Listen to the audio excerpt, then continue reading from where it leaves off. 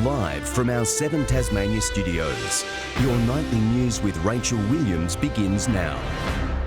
Good evening, everyone. Tasmania Police is pledging to dismantle outlaw motorcycle gangs following a memorial run by a group in the state's north today.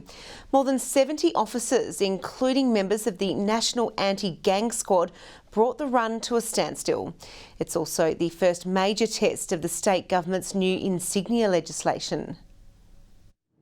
One by one, the outlaws passed through the streets of Deloraine. Soon they met a heavy police presence as officers stopped and inspected roughly 80 bikes and 50 cars, testing for alcohol and drugs, using sniffer dogs and drones. Organisers of the memorial run have been cordial with police, but the good terms end there. These gangs are criminals. Make no mistake about that.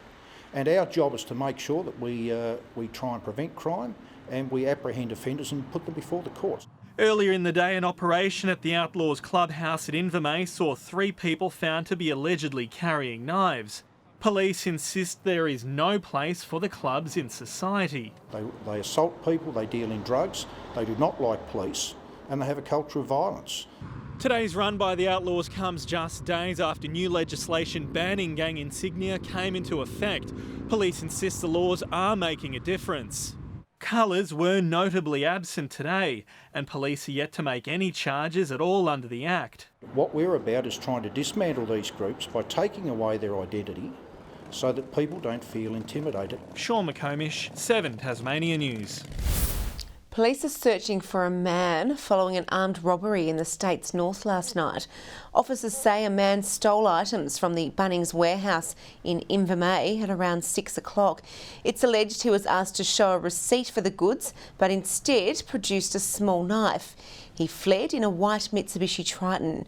No one was injured, and anyone who witnessed the incident is urged to contact Crime Stoppers.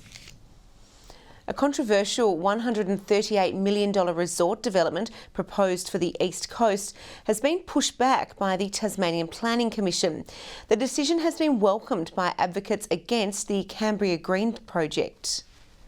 The Commission also made it really clear that in its original decision to send up the application to the Planning Commission, the Glamorgan Spring Bay Council failed to do the most basic due diligence. It failed to do its homework.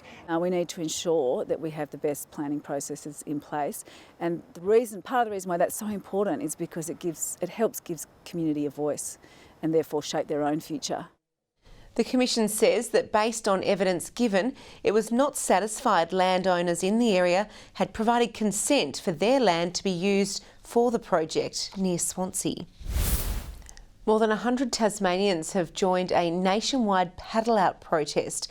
Known as Fight for the Bite, passionate environmentalists are concerned about the risks that oil drilling in the Great Australian Bight will have on the ocean and the climate. A morning paddle with a difference. Surfers and kayakers gathering together as part of a national day of action against a proposed oil drilling project in the Great Australian Bight. Tasmanians right around their coastline today, Australians right around this entire nation are coming together to say no to new oil and gas drilling, no to new seismic testing off our coast. Over 100 people are here in Sandy Bay today to say that Equinor is not welcome. There's no social licence for them to drill in the Great Australian Bight. The project is currently being assessed by the federal regulator, with a decision due by the end of the month. Environmentalists are concerned about the potential negative impact of the project if it receives the tick of approval. In the first environmental action plan, there was a medium risk of an oil spill, and with the predominant westerly fronts that roll through the Southern Ocean, that would inundate Tasmania's entire coastline. They're saying it has significant risks on our aquaculture industries and natural fisheries. The ocean is a part of our culture. It's part of the way we live, and without that, I think a lot of people would be upset, and people don't realise what they've got until it's gone. One senator is urging the government to look at alternate methods of international investment and ones that won't impact the environment. In a time of climate emergency and climate breakdown, we need to say no to all new fossil fuel exploration and development and transition our economy to clean green energy. Ebony Ablett, 7 Tasmania News. An iconic crane at the Port of Burnie has been demolished today. The Portainer crane has been a key feature of Burnie's skyline since 1994.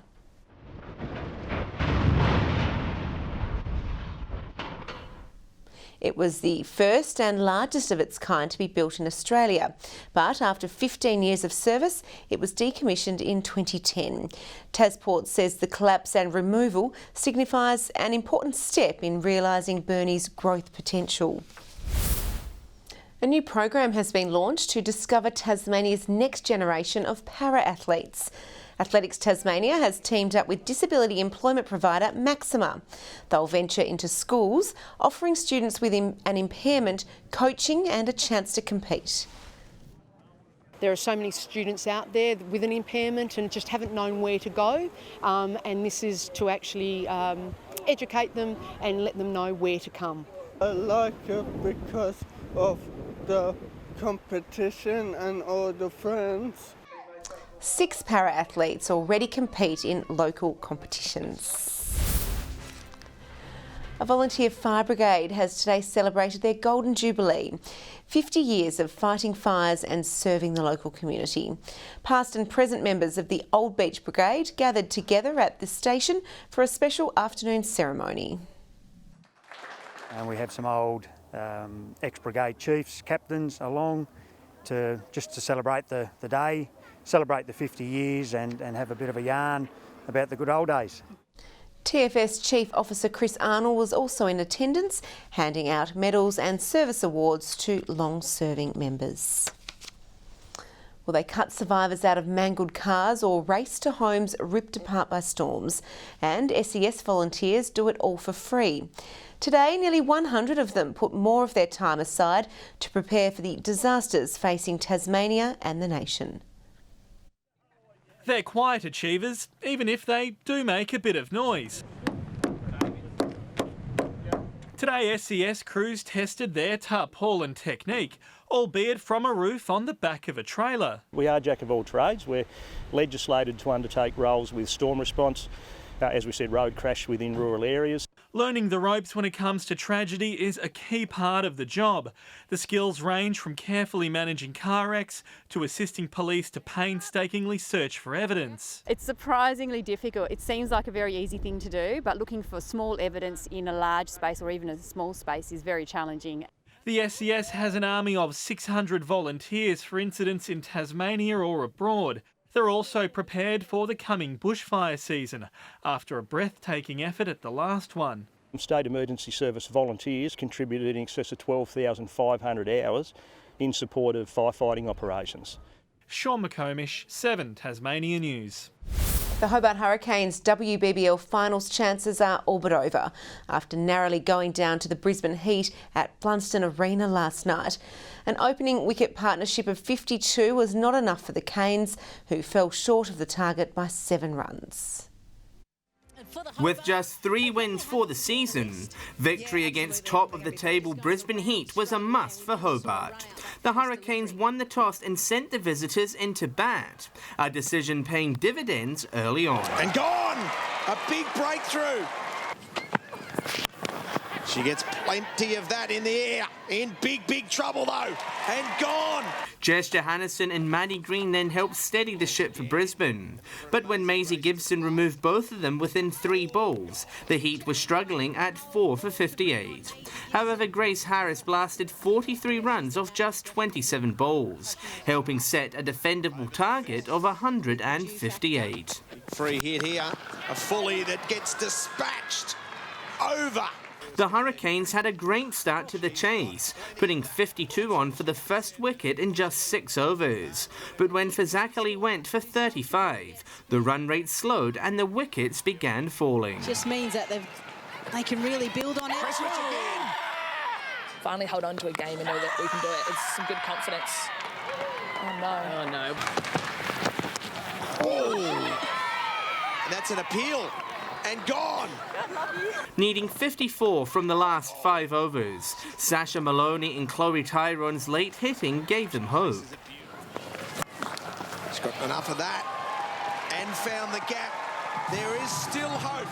17 off the final over would prove too big a task, defeated by 7 runs. The Hurricanes face the Adelaide Strikers in Hobart tonight. You can see it on 7 Mate from 7 p.m. John Hunt, 7 Tasmania News. Tasmania's Rowena Fry will be looking to defend her title at this weekend's National Mountain Bike Championships. Maydena Bike Park, northwest of Hobart, is hosting the event. Riders will compete across 5 stages, covering nearly 3,000 metres. Competitors had a practice run this morning, with stage 1 taking place this afternoon. Day 2 action will get underway tomorrow from 8:30. Hello again. The East Coast was the place to be today with above average temperatures, while it was a little cooler elsewhere. Hobart and Launceston 20 degrees, 19 the top in Burnie and Devonport.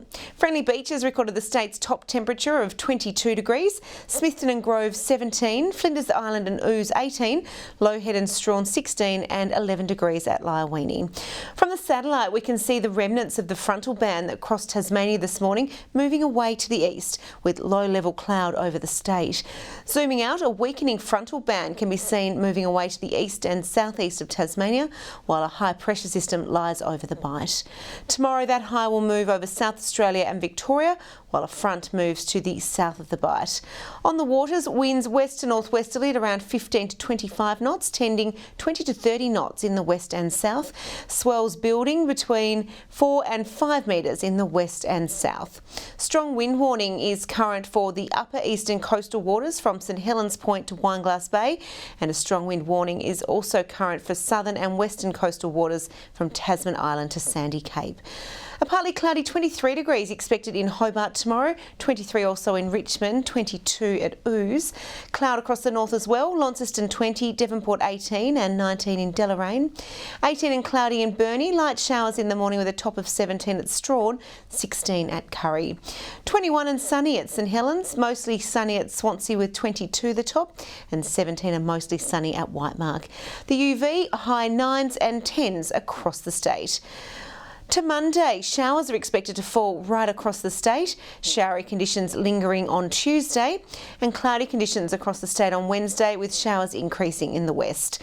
Around the country tomorrow, sunny conditions in Perth, Adelaide and Melbourne, a possible shower in Sydney, partly cloudy conditions in Brisbane and a possible storm for Darwin. And right now there are sunny conditions around the state for your Saturday evening, 14 in Hobart, 16 in Launceston and Devonport. Well, that's all your news for now. Thanks for joining us. Good night.